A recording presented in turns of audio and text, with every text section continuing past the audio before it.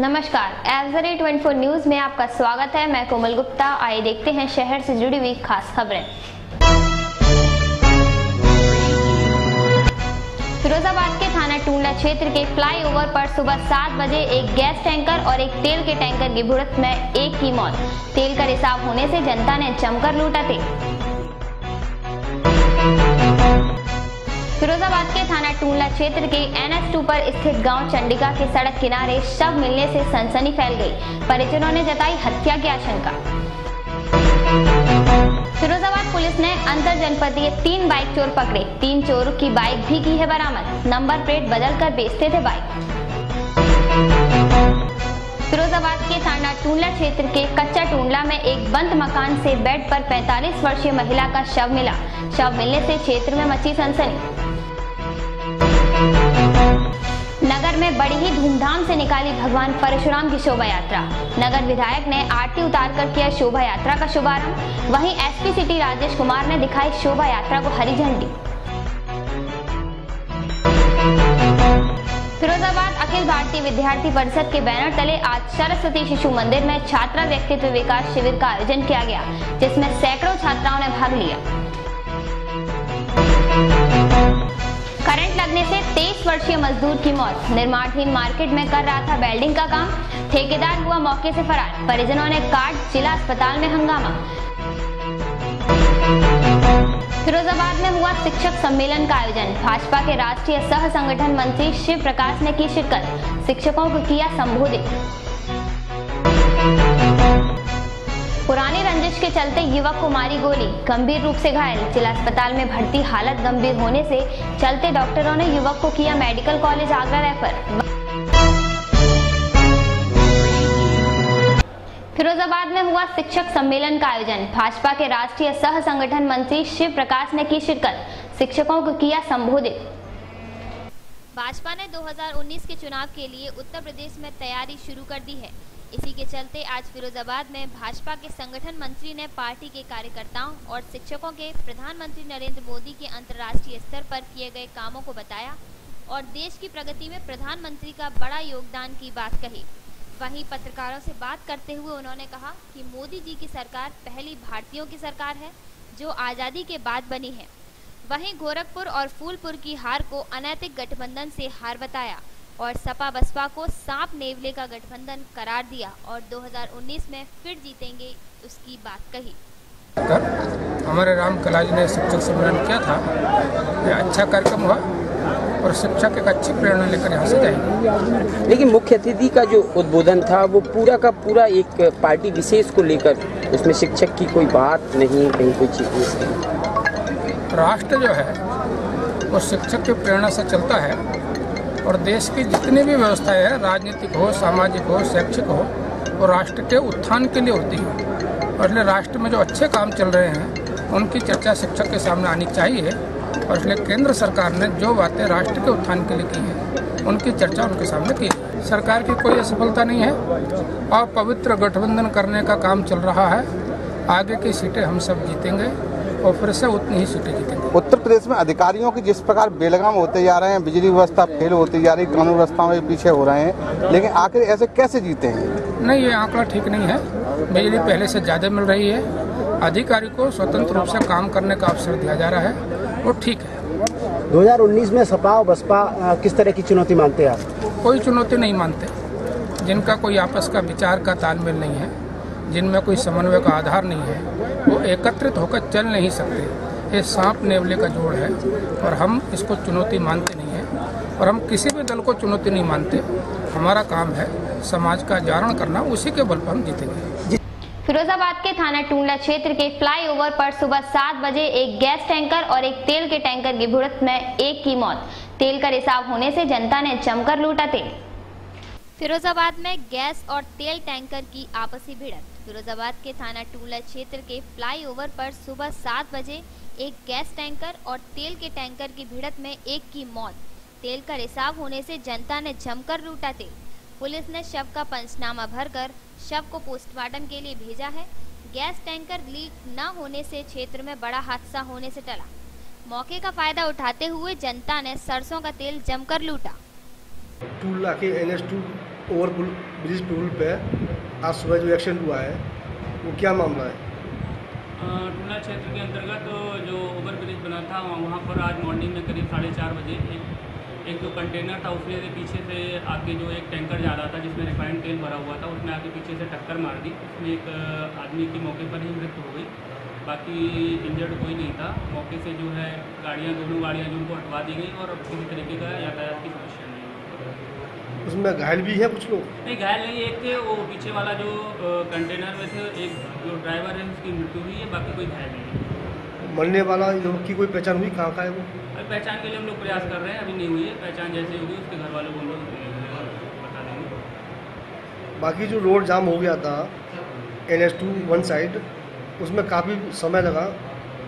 अब वो घटना सवेरे 4:30 बजे की है। क्रेन जो है राजा का ताल से थी, आने में थोड़ा सा टाइम लगा, बट ये है किसी तरीके क्योंकि उतना यातायात नहीं था तो तुरंत हटवा दिया गया किसी तरीके की।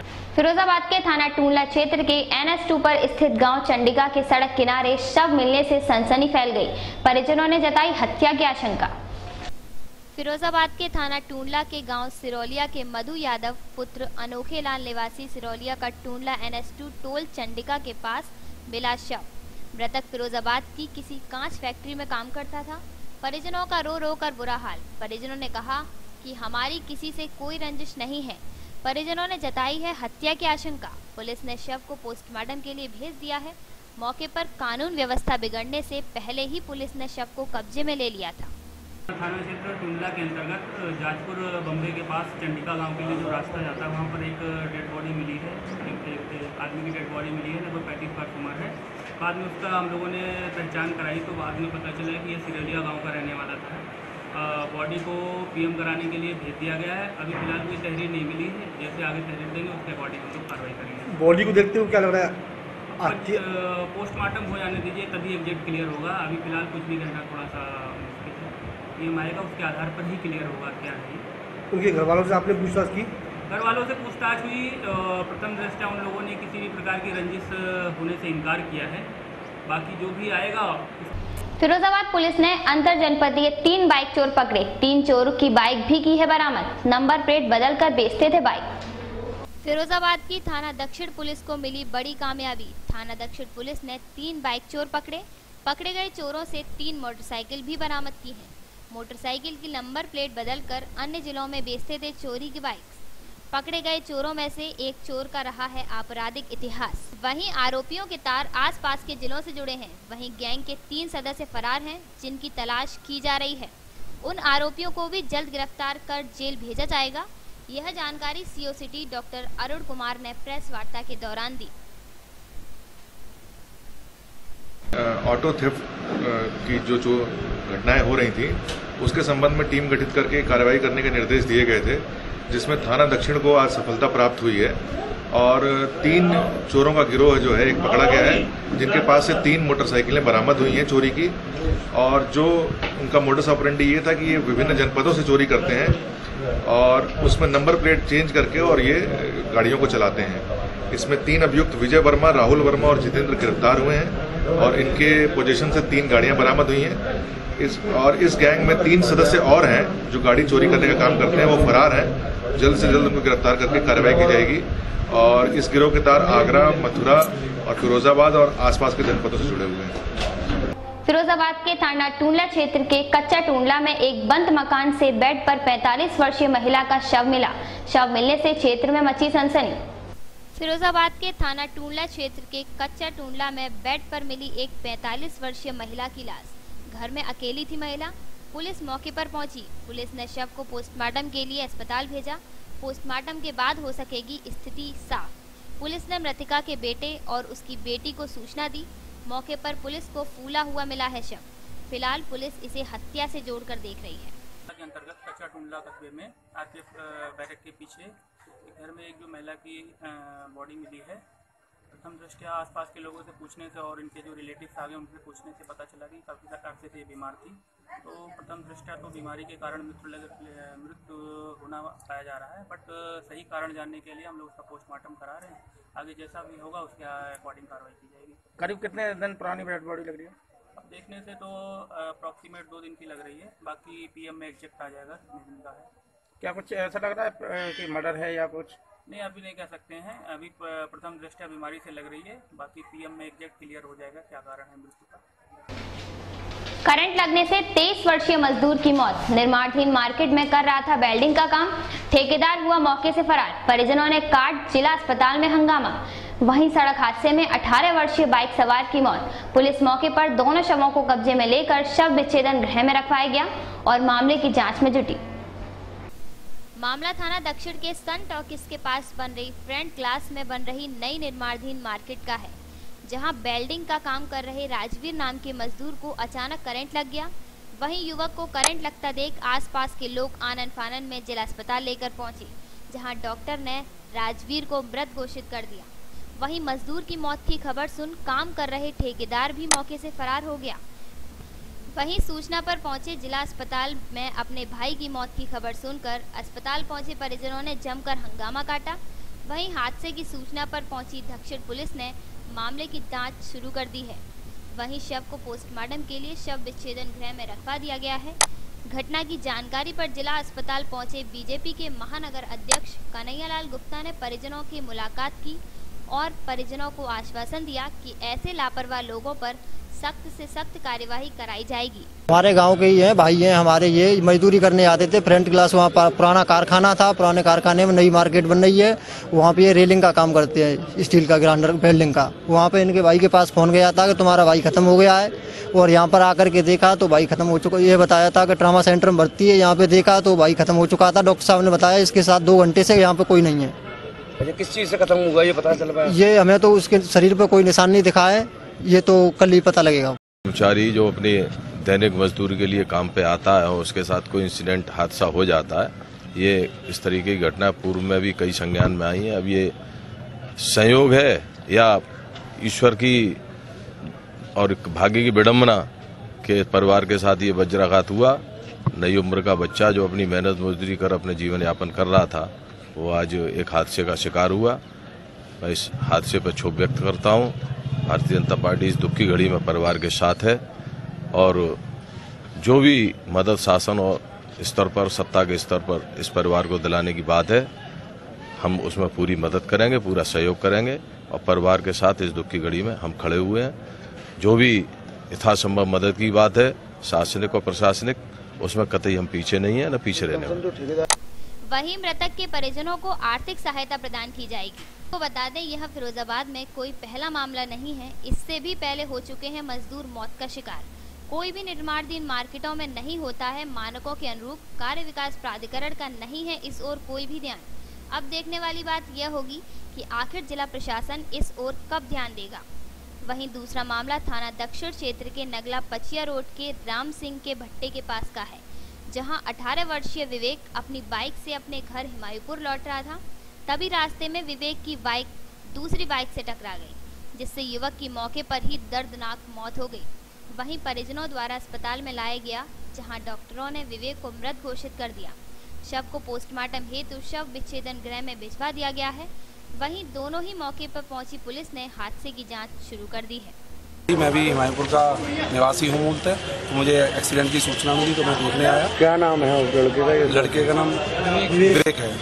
तो वहाँ किस कार से गए थे वो? ये अभी मतलब ये बताया जा रहा है, जो उनके साथी हैं वो ये कह रहे हैं कि क्रिकेट खेलने गया था। बाइक से हुआ है? बाइक से, अब पूरी घटना का क्लियर नहीं है, लेकिन यही सूचना बताई जा रही है कि बाइक से एक्सीडेंट हुआ है। आज शाम करीब 5:45 बजे राजवीर पुत्र राम लक्ष्मण निवासी सरगमा थाना बरसेना को यहाँ पर मृत अवस्था में लाया गया था। उम्र करीब उनकी 23 वर्ष है।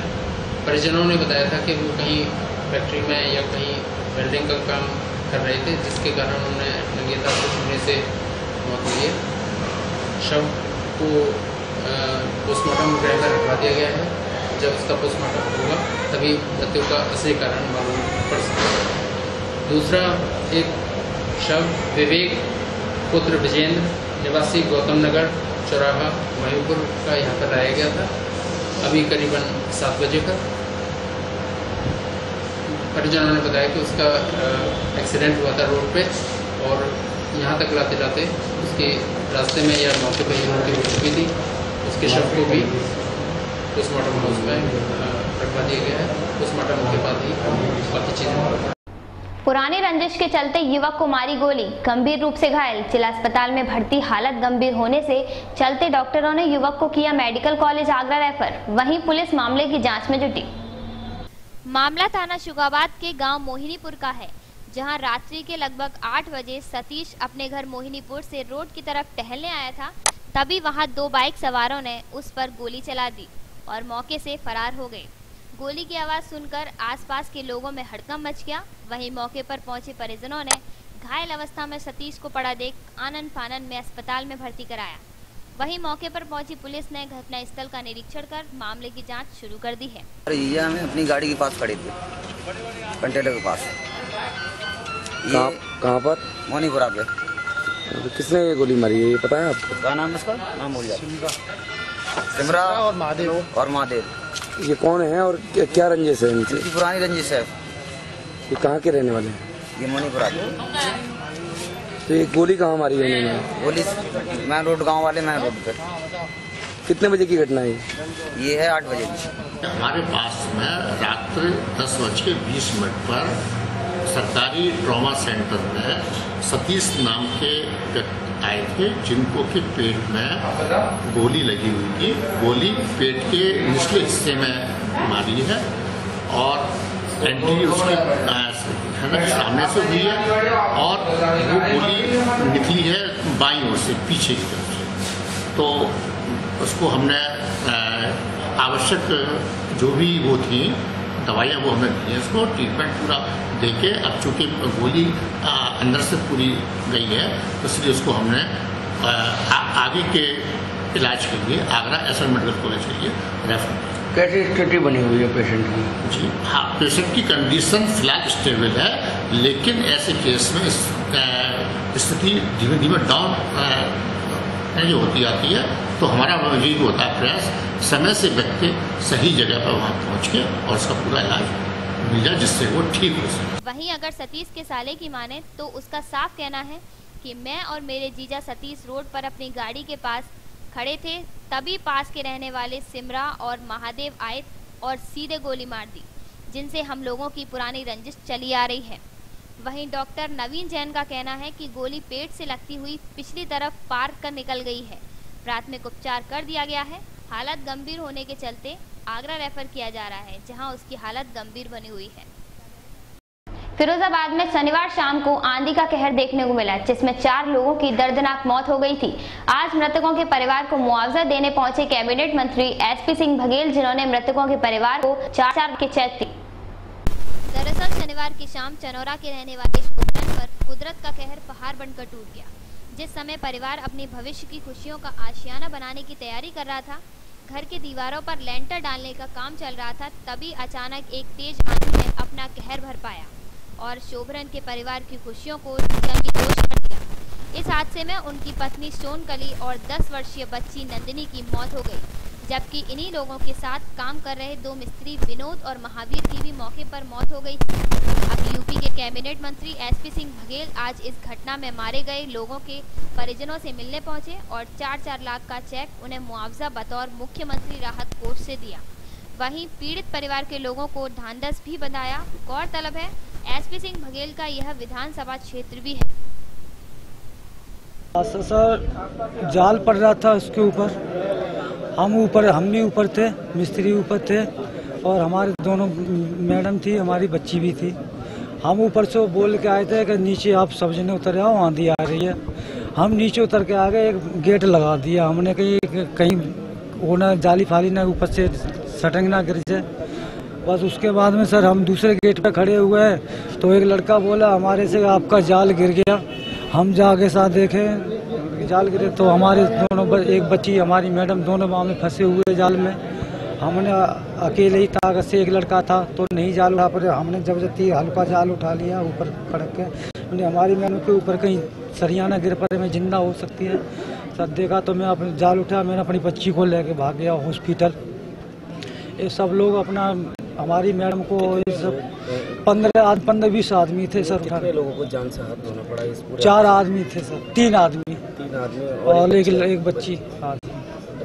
तेज आंधी तूफान से चनौरा गांव में एक निर्माणाधीन मकान में इस आंधी से गिरने से जो जाल डाल रखा था लेंटर के लिए, उसके गिरने से महावीर, सोनकली, नंदिनी और विनोद, इन 4 लोगों की असामयिक मृत्यु हो गई है।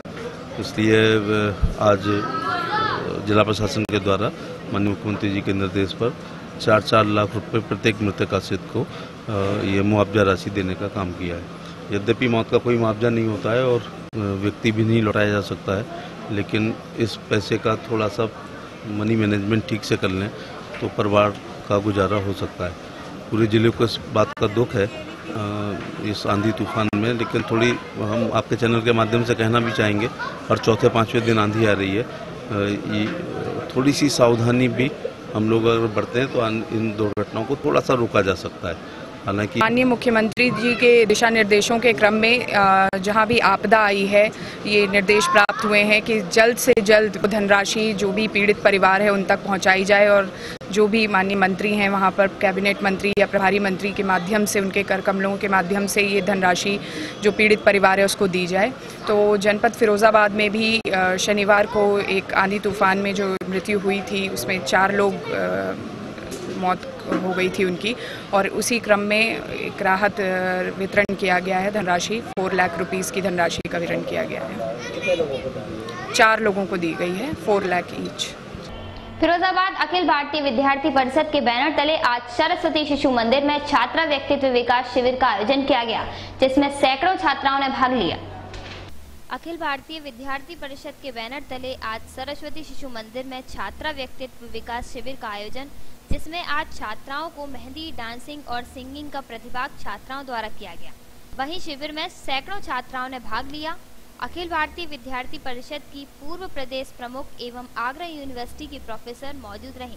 वहीं उन्होंने पत्रकारों से बात करते हुए बताया कि हर वर्ष स्कूल की छुट्टियों के बाद इस शिविर का आयोजन किया जाता है। इससे छात्राओं में समाज में रहने के लिए एक आत्मविश्वास जगाया जा सके। साल दिवस से ही अपने वो समाज और देश के हित में कार्यक्रम करती आई है, और ये व्यक्तित्व विकास जो छात्रा व्यक्तित्व विकास जो छात्राओं के व्यक्तित्व विकास को निखारने के लिए कार्यक्रम रखा गया है। किस तरह के प्रोग्राम का आयोजन किया गया? और ये छात्र जिसमें ना मेहंदी है और डांस है, रंगोली है। कितने छात्रों ने यहाँ भाग लिया? 100 से ज़्यादा छात्र ने भाग लिया। इस तरह का यहाँ संस्थान में प्रोग्राम आयोजित किया गया। ये जो है ये बच्चियों के लिए व्यक्तित्व विकास शिविर का आयोजन किया गया है। व्यक्तित्व विकास शिविर के माध्यम से जो है हम बालिकाओं में एक उनमें जो है कॉन्फिडेंस डेवलप करते हैं और साथ ही साथ उनमें जो निहित प्रतिभा है उसको बाहर निकालने का काम करते हैं। विद्यार्थी परिषद लगभग हर वर्ष गर्मियों की छुट्टियों में ये इस शिविर का आयोजन करती है।